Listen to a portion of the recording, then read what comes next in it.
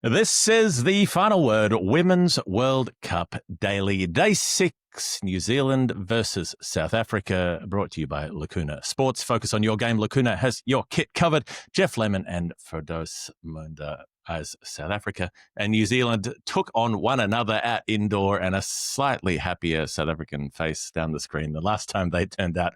Firdose, can you tell us in 30 seconds, last time you only needed 1 second, can you tell us in 30 seconds what happened in the match today? Yeah, probably going to need 45, but I'll start now. So Maurice Cup took a wicket with her first ball. Susie Bates out for a duck. New Zealand faced 105 dot balls in the first half of their innings. There was an 86-run partnership between Sophie, Devine and Brooke Holiday. And then New Zealand lost 7 wickets for 44. Nonkululeko Malaba taking 4 for 40. South Africa had to chase 232, and Tazmin Brits became the first batter to score 5 ODI hundreds in a calendar year. South Africa won with 55 balls to spare, and their net run rate is higher than it was before. It is higher than it was before, and I think that may end up being one of the most important parts, because it was negative 3.7 or thereabouts after they got bowled out for absolutely bugger all by England, and it was humiliating. That was a humiliation, and I think that was the most important bit. Not just getting a win, but getting a win in a calm and reasonable and considered way, with a couple of points in the game. One, when New Zealand were well set, when Devine was there, 80 not out, and New Zealand could have been looking at close to 300 at that point had she been able to play through the back end as destructively as we know that she can. And then having a run chase with almost no alarms, even after Laura Woolvard gets out. You know, the opener, the captain, their most consistent important player is out early, and that doesn't throw them off either. They've brought that net run rate back to like negative 1.4 or something, which is still bad, but it's a lot less bad than negative 3.7. Yeah, it's only like half as bad or a third as bad. And I think actually what was really good about South Africa's performance is that it was an all-round good performance. So they were good in the field. They squeezed New Zealand in the first half of the innings. Then they were able to take wickets in the second half. They held on to all their catches. They batted. They probably would have liked to get there a little bit quicker, but to get there inside the 41st over, to have one batter scoring 100, it's only the third time a South African has scored an ODI 100 at a World Cup. So that's quite something if you consider how many World Cups they've been to. And Tazmin Brits is in remarkable form. She's gone past Meg Lanning, in fact, with the most hundreds in her first 41 ODIs, with 700s, and 5 of them this year. So that just tells you the kind of form that she's in. She's very, very important to South Africa's campaign. She was so calm and so considered today. But perhaps we'll come to the chase second. If we look at what New Zealand did batting first, I mean, both teams had an important player go early. New Zealand as early as possible. Susie Bates' first ball of the innings with Maurice Cap, and it was such a dead plumb LBW. She's just trying to poke it to the leg side straight in front. Why that was reviewed, I don't know. Purely, I think Georgia Plimmer is not as senior a player as Susie Bates, and thus said, okay, I guess you should look at it, because I don't want to be responsible if I tell you not to. And it turns out that there were some miracles sparing you from the decision. There's a rebuild with Plimmer and Millie Kerr. It's pretty slow, and I think eventually that got to them because they were both scoring quite slowly, and just looking to pick that rate up a bit. That's when Kerr gets a leading edge, and Plimmer holds out trying to hit long on, but that field is back. So Kerr's out for 23, Plimmer's out for 31. It's relatively even at that point, but then it's Devine doing that thing that she does, which is being the core of the innings. And Brooke Holiday coming in. Interestingly, 45 of 37 balls, she was mainly hitting the spinners, sweeping and reversing, but said at the break that she had no plans to try to score quickly. She just got the balls to hit, so she did. And said that sometimes as a left-hander, you can get a few gifts here and there as they try to adjust their line. But that's what worked. And then, she's been playing those sweeps so well. And then it's Malaba who takes induces the collapse, one of those sort of sunburn on the roof of your mouth shots from Brooke Holiday, where she goes for that big hoik and ends up with her neck uncomfortably craned back like she's getting her hair washed or something at the salon, got the diffuser out. Watching that ball go straight up in the air, she gets caught. Maddie Green comes in and is caught reversing. Izzy Gaze gets run out by Maurice Cap, and then it's Malaba again, bowls Sophie Devine off the pad, and then the crazy catch by Laura Laura Woolvart, which we'll probably come back to in the Hall of Fame, of Leah Tahuhu at cover. Suddenly, Mlaba's taken 4, and there's that run out in the middle, and it's all gone nowhere. They get bowled out in the end, 7 for 47, with another run out of Eden Carson and with Jess Kerr trying to hit down the ground and caught off Kaka. So just from this position of possible strength, New Zealand just nosedived in the last 10 overs or so. They did. And I want to just have some special words for Nonkululeko Malaba. So a lot of our viewers and listeners will probably remember her from the T20 World Cup last year, where she was South Africa's leading bowler. And the big thing about her really is changes of pace. And today there was deliveries up at 87, 88 kilometers an hour, and then as slow as 72, 73 kilometers an hour. And I think it was the quicker one that ended up bowling Sophie Devine off her pad. And we're really seeing that Nonkululeko Malaba's always turned the ball. That's a skill that she's always had, but the ability to change pace and the ability to get batters in two minds as to what is going on is really starting to come to the fore for her. I thought she'd be important for South Africa at this World Cup, and of course we couldn't really see any of that against England, but it is going to turn, and we're seeing that as the tournament goes on, and I think she could end up playing a really key role for South Africa. So second for her in her career, and very, very important performance for South Africa in today's match. And I think left arm finger spin is very important for any team in short form cricket, and so she offers that. The ball to Devine sort of, I mean, it looks like it turned, but it's because it came off the pad outside leg stump, but it sort of burrowed through, and Sophie Devine's looking to bang it over the onside and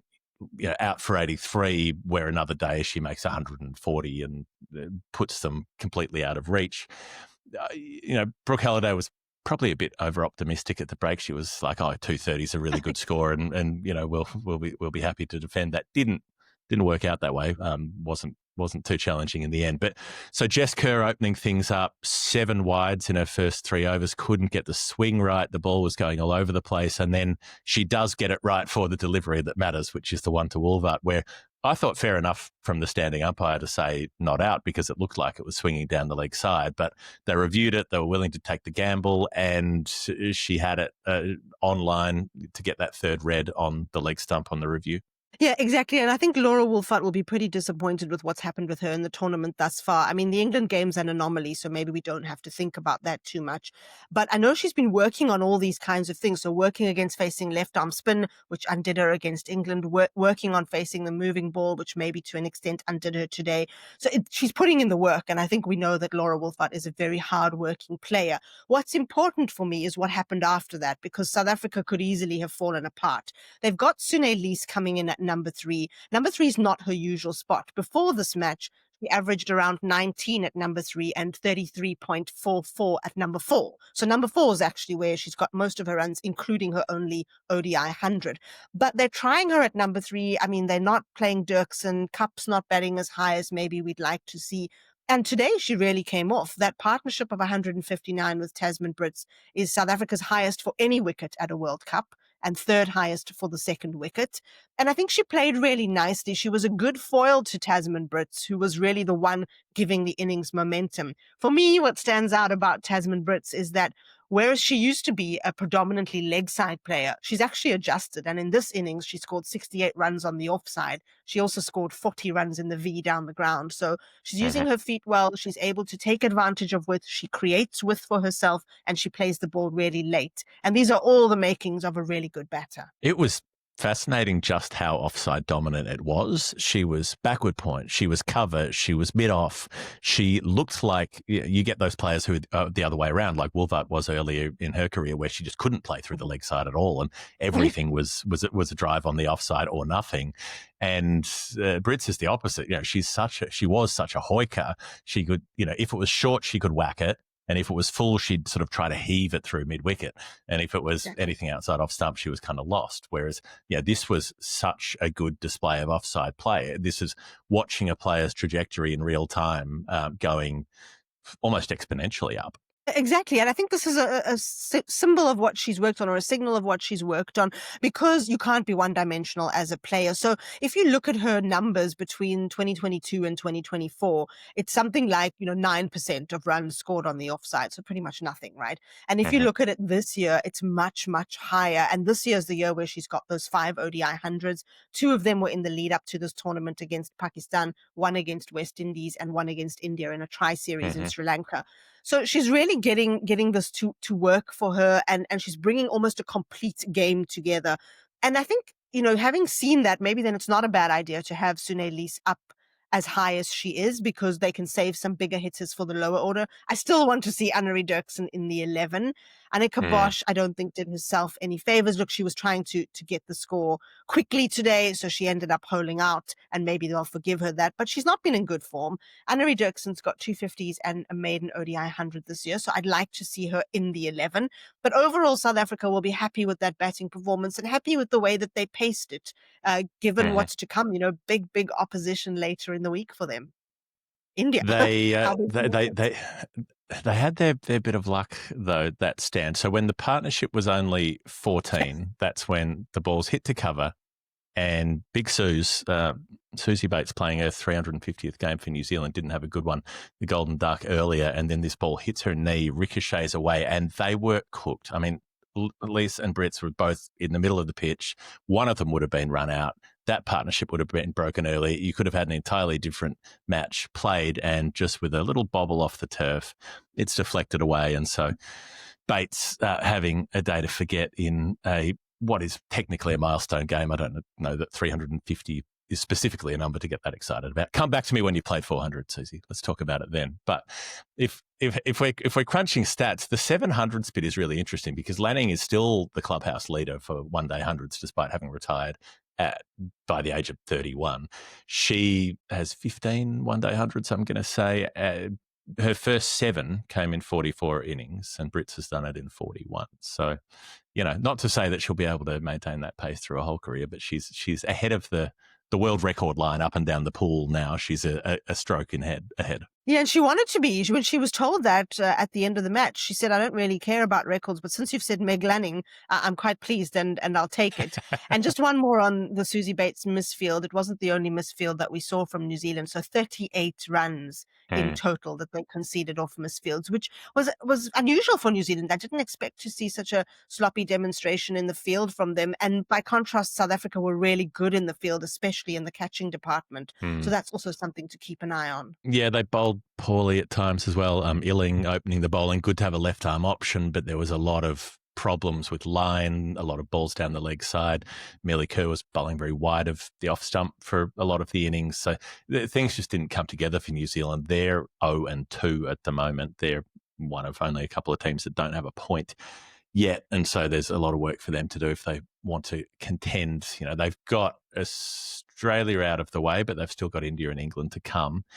And they would have marked, South Africa's one of those games of a team more or less at their level that they have to try to beat, but they haven't been able to do it. Where I will have some criticism of South Africa in the chase was the net run rate opportunity. Now, there's always a tension when you're trying to get net run rate. So around the halfway mark of the innings, say, or go right to the halfway mark, 25 overs gone, they're 156 for 1.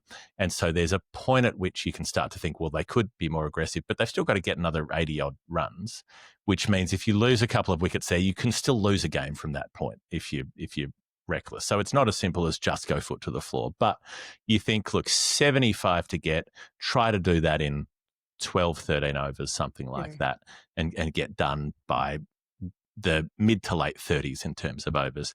I thought they didn't totally botch it, but it was a mini botch at least at the end to drag it in, past the 40th over, past the 40 into the 41st.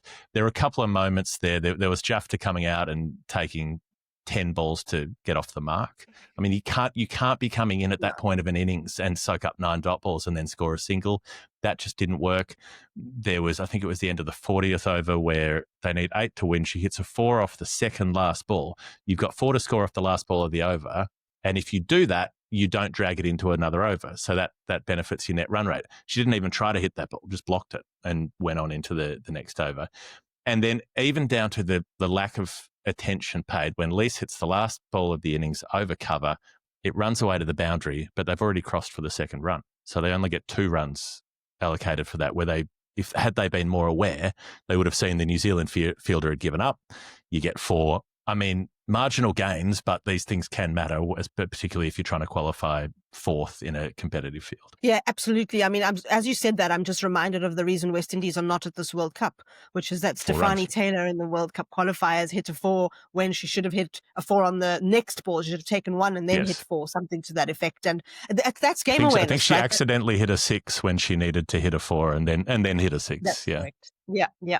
And it's game awareness that somebody needs to be discussing these kind of intricacies. You know, the top teams like Australia are getting these things right. The other thing South Africa could have done, which they didn't do, was bring Nadine de Klerk up the order, because she's known as a finisher. She's known as a player that can hit a quick 10, 20, something like that. So I think instead of sticking to that rigid batting lineup, they've told Jafta now she's going to bat 6, and they're going to sort of groom her into that role. They could have changed things around, but I just want to kind of caveat it with that when you're bowled out for 69 3 days ago, I think the first thing on your mind is we've got to win this game and we cannot mess it up. So I saw, a cautious South Africa and then a relieved South Africa rather than a go for the kill South Africa. Yep. And I agree with that caution up to a point, but I think they could have got that done 5 overs sooner without taking a great deal of risk, and missed an opportunity to improve their numbers a little bit there. Before the Hall of Fame, we'll mention Lacuna Sports. You and I chatted about them the other day. The company that is making cricket kit specifically for women and girls so that it's designed for their needs. And there are the big important parts like kit that supports menstrual cycles and privacy and modesty, these kinds of things. But there are also just some of the real basics, like things that you don't have to think about if you're a man playing cricket. I mean, sure, there are some who have to figure out what to do with their long hair, I suppose, with their headbands and so on. But say something like a pony flow cap, which is one of the caps that they sell, which gives you space to run a ponytail through the back of it, because you can't do that through the back of a standard baseball cap type fit. Something as basic as that, which if you're a guy, you likely haven't had to think about how to accommodate your hairstyle when it comes to, or if you've got your hair up in a bun, you've got braids, there are so many things that don't fit under conventional headwear when you're out on a cricket field. And that's just one example where Lacuna were able to look at what was available and say, this doesn't serve a lot of girls or women who want to play, and here's how we, with a slight modification of a design, make it much easier for them to be able to play the game. Yeah, it's great. I mean, look at these long tresses. I quite like it as a little Alice band, just to kind of pin everything back. So that's something Nathan to look Bracken at in style. Exactly. Yeah, I mean, mine's getting pretty long itself, so I similarly have a kind of sideshow bob thing if I put a hat on where it just sticks out the sides. So I might need to go for one of those caps myself to give it space to flourish out the back. But so, it doesn't have to just be for women and girls, but that is an example where, just one of the examples. So if you head along to the website, links in the show notes, and you'll be able to see the full range at lacunasports.co.uk. Let's take a break and we'll be back with the Hall of Fame. It's the Final Word Daily. It is a Women's World Cup Day 6. South Africa beating New Zealand. Hall of Fame. I said that we'd talk about Laura Ulvart's catch, and it was in a way so absurdly nonchalant, and it was in a way so brilliant. That ball's travelling through cover at pace. If you can try to visualize it, she's sort of taking a step towards it to her right, thinking about the dive, realizing she doesn't quite have time. The ball's gone past her at this point. And so she just sticks out the right hand only, and it arrows into the middle of her palm and somehow just sticks. It's like throwing one of those gelatin toys at a window. It just gloms into that hand where, for most people it would just shatter several bones in the hand somehow. And then she goes to ground and rolls over it. I thought she'd lost it watching it live. I thought somehow like she'd got a hand to it, but lost it in the tumble. And then she just came up with it with a big smile and very casual, just underarms it to the umpire and tried to look so cool about it. But you could tell she was like, Like she was chuffed, but trying to seem real low key. Yeah, that's her, right? Laura Wolfart's not a woman of many visible emotions. So you're right. The way that she did it was so casual. And when I watched a couple of the replays, I thought like, wow, she's making this look so simple actually, because that is quite a reach back, and you've really got to know what's happening. And when you mentioned those funny sticky toys, you know what I actually thought of was, I don't know if when you were little, you ever played those teddy bear machines where you'd get the claw to come down and like grip the teddy bear. Yeah. It was kind of like that claw. That's what her hand reminds me of. And it was one of several good catches from South Africa. So I know you've mentioned her, but we must also mention Sune Lees taking that catch diving forward at mid-off to dismiss Mealy Kerr. Annika Bosch taking a really good catch at point. And Nonkululeko Malaba actually taking the skyer, which I thought was a good catch. That was the Brooke Halliday one. And she had so much time. And, I've seen her catch before. I thought, oof, I'm not sure about this. But everyone else get out the way. I've got this. And she had it. And that was an excellent take as well. Yeah, depending on your confidence level, the ones that you dread as a bowler, having to figure out what to do in your follow through and all the rest of it. Some will aggressively call for it. Personally, I would yell at wherever the keeper is, it's theirs. They've got time. They've got gloves on. They've got time to get down to the other end. That's fine. What jumped out at you, Hall of Fame wise? Well, I like Nonkululeko Malaba sitting in the dugout while South Africa, they were around 64 for 1 in the chase, and Tazmin Brits was batting well. She was just getting a neck massage, like properly being worked on there in the dugout, as though, I've worked super, super hard today. You guys do the rest. I'm sitting here getting my treatment. That was the one thing that really stood out for me. And then one of Tazmin Brits' early boundaries. Yeah, exactly. This is now all nice and loose. The other thing was one of Tazmin Brits' really early boundaries, which was off Sophie Devine, who just brought herself on. It was in the power play, and she drove the ball really hard down the ground and straight past Devine. And that was one of the shots that I just thought signaled the change in play that we're speaking about with Tazmin Brits, where she's really able to trust herself to come down the track, to try a couple of things that she'd never have done in the first 3 or 4 years of her career. And she's just oozing confidence. So for me, that was like one of her shots of the game. There was one, that might have been the one where the umpire was jumping out of the way that nearly went straight back through. And there was another one where she walked at Eden Carson, and this felt like a real mismatch in terms of intimidation, because Eden Carson is a tiny player, and, Brits is a pretty intimidating physical frame, and she just walked at Carson, who bowled this full toss, and Brits just walked down to it until it was about chest high and then flat batted it over long off for 6, and it felt like bullying at that point. But South Africa got bullied last time around, so they've got to roll it back out there. I had another one, which was Alan Wilkins on the commentary after Brooke Halliday bowls a really good over. The last ball of it, it's a no ball, slips out of her hand, sort of moist ball, sweaty hand, high full toss, and so it's a no ball. It's a free hit, and the free hit is smacked up in the air, and I think it was Jess Kerr who came in and tried to catch it, because I guess that's the quickest way to get the ball in hand and try to get it back in and stop the running, but it spills. But Alan Wilkins got real excited about it being in the air. Oh, it's in the air. It's going to be caught. Oh, no, she's been dropped. Really gave it the big ones, and then obviously had a voice in his ear saying, free hit. And he was like, and yes, and that's also a free hit. So don't get too excited in the bleachers, he says. And then kind of just realizes he can't keep a straight face and goes, yes, or in the commentary box. It was very, very, very apparent that he'd forgotten the free hit that he'd called 30 seconds earlier. But he did it with good humor, as you'd expect. Yeah, I like that one too.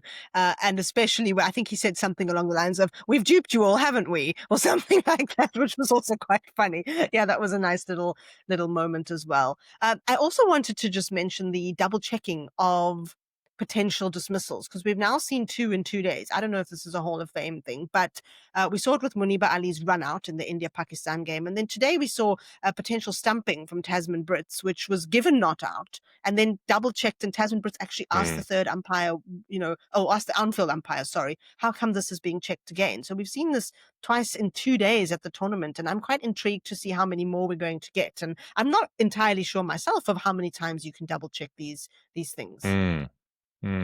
Well, if it could be done quickly, they're doing a great job with the quick run-out reviews at this World Cup, which is long overdue, I think, to be able to move through those more quickly without having to wait for a whole third umpire process and slow the game down for that period of time. So, the more that kind of quick response checking, sensible common sense checking, if you can find out if a right decision's been made in a few seconds, well, why not do it? So that is as far as things go for the game today. So India on top of the table, Australia, England and Bangladesh at the moment, but South Africa have got themselves up to fifth at least. At least they're back within touching distance, more or less. It'll be England and Bangladesh tomorrow for Game 7. We'll be with you, of course, because this is a daily show, and that's how daily shows work. Thanks to Lacuna Sports. Check them out. And if you want to help support the show yourself, go to patreon.com/thefinalword. It's spelled Patreony. I don't know. Ask Americans. They do things weirdly there. That's it. This has been the Final Word Daily. Thank you to Firdose Moonda. I've been Geoff Lemon. We will see you soon.